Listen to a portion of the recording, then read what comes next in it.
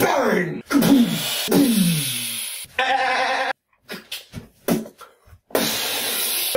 Adrian!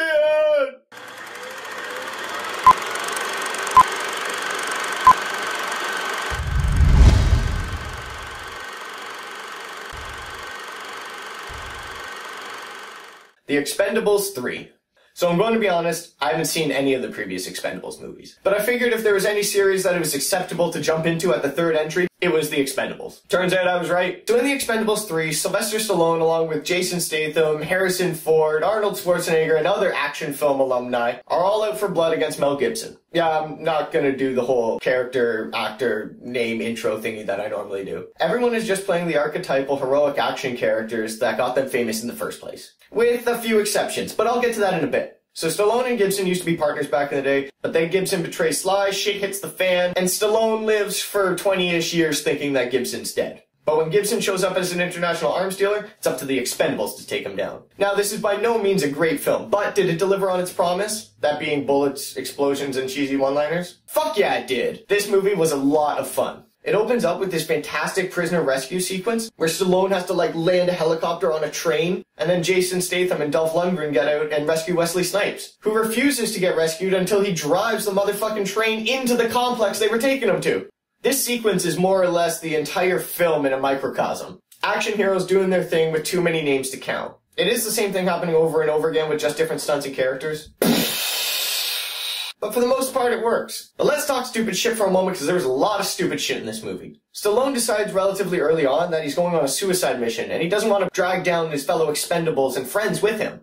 As a result, he hires a whole new crew of mercenaries and continues on with his mission. This leaves us with a story that doesn't really provide anyone except Sly enough screen time to develop character and allow the audience to grow attached to them. And the fact that none of the new crew members are instantly recognizable feels like a real missed opportunity. That said, I can't really think of any instantly recognizable young action stars I would cast. Holy shit.